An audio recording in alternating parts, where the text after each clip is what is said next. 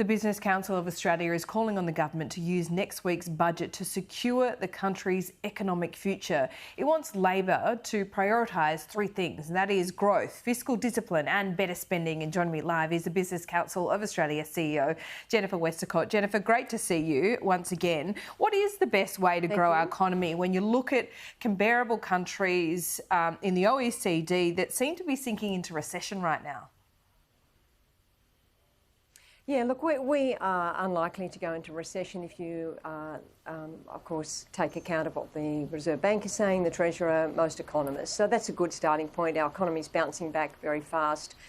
So we've got a better starting position. But how do we get growth? Well, you get growth by encouraging investment. You're getting businesses to do more, getting the private sector to do more. You get growth by diversifying the economy, getting into these supply chains that are just huge if you think about that Asian middle class of 3.5 billion people.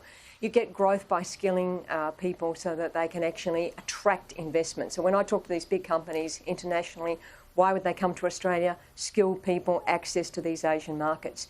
You get growth by improving infrastructure. You get growth fundamentally by improving productivity, and that brings with it higher wages. So it's a kind of standard recipe, if you will. It's got to be nuanced for the world that we're currently living, which is very volatile.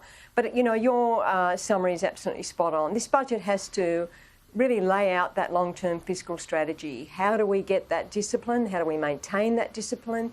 How do we drive growth? And how do we start doing the reform of spending, not cutting spending, but making sure that we are reforming those big services, aged care, NDIS, so that people get better outcomes and that we're able to control costs over time. You mentioned the NDIS. It's really expensive. Do you think this is one of the more obvious areas that the government can perhaps pull back on spending? The NDIS was designed to be for the profoundly disabled. Is that an area that Labor should look at? Well, I know that they are looking at it and the Minister has made those announcements. It's a very important area to make sure that you're trying to make sure that people are getting the right services when they need them, that they're getting services efficiently, that we're sort of containing the kind of spiking of costs. Because when things spike in costs, and I've run some of these services when I was a public servant, it's normally because people aren't getting the services they need, so people have to respond to that. Making sure that we get that on a kind of even keel so that the growth rate that's currently there, to my knowledge, the NDIS I think now is bigger than the health budget. We've got to make sure we sort of curb the growth of spending versus cutting the spending by improving the quality of spending. And the government, I think, is committed to doing that. Yeah, and we're not ignoring the productivity benefits that come out of the NDIS either, but looking at another area that was one of the more contentious issues at the Jobs Summit, but the government is pushing ahead with it, with the push behind them of the unions, and this is big changes to IR, collective bargaining across many companies and areas of employment. Are you concerned about this? I think this is going to be looked at next week, isn't it? Yeah. So, look, we are concerned. But let me just go back to your first question about how do you grow the economy. You grow the economy through innovation. Now, innovation is about people sitting down with their employees, working stuff out. How do we get into this market? How do we use this technology? How do we train people better? And that is the enterprise bargaining system. That's about doing it at an enterprise level. So a manufacturer in Bendigo, kind of working with their people, understanding their markets, understanding their products, working together to grow, expand, pay people more. So that's the first point, and that's what we want to see in this legislation.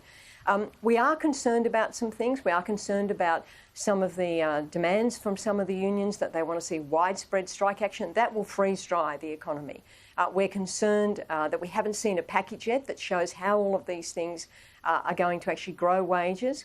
And what we're concerned about is, although there's been detailed discussions, we're yet to see that overarching framework about how these things will all work together, how we're going to grow wages, which we support, and make sure that we don't get unintended consequences of widespread industrial action, of a more complex and confused system.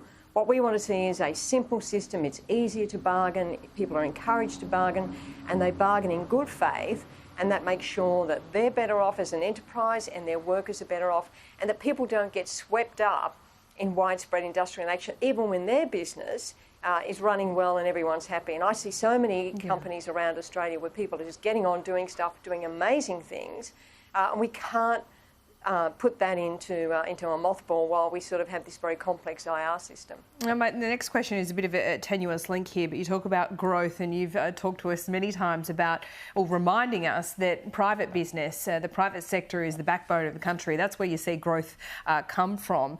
Today and for the last week, we've seen activism creep into sports, big multi-million dollar sporting teams. Some of their players are now saying they don't want to be sponsored by fossil fuel companies.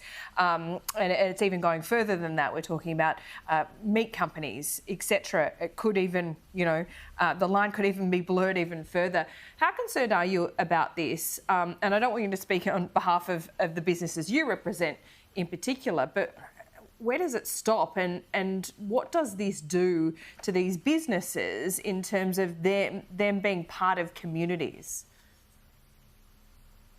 Yeah, look, I think we've got to remember, and I just remind everyone, that there are very few sporting teams, whether they are big sporting teams or the kids cricket team at Queanbeyan, that aren't sponsored by some business, where someone hasn't put their money up to say, look, I want these kids to do better.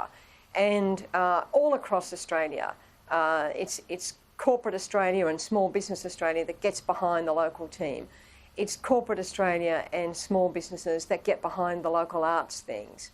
So I think when people start saying, oh, we don't want money from this person, we don't want money from that person, I kind of understand the sentiment.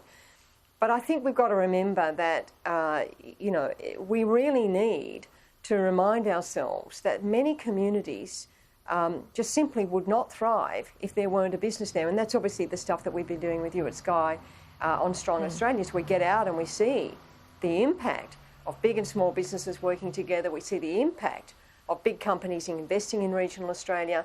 And then, of course, that extends into sponsoring things.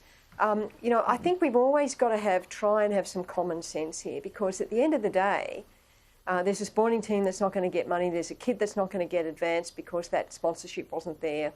And we've got to make sure that we don't discourage that. I mean, obviously the country's on a journey to decarbonise, but we've got to do that in a careful, staged, managed way. And we've got to make sure that we kind of maintain that, that sense of common sense. But to your question about the private sector, and this is, is the fundamental point of our budget submission or our budget statement. Whatever we do, we must make sure that the private sector is encouraged to invest, to employ people, to pay them more, to hire them, to train them. And we've got to be very careful that we don't take any action that deters that investment, because that is how we're going to grow the economy. But what does growing the economy mean? More jobs, better paid jobs, more money in people's pockets. Well said, Jennifer. Budget week next week. We'll see you then. See you then.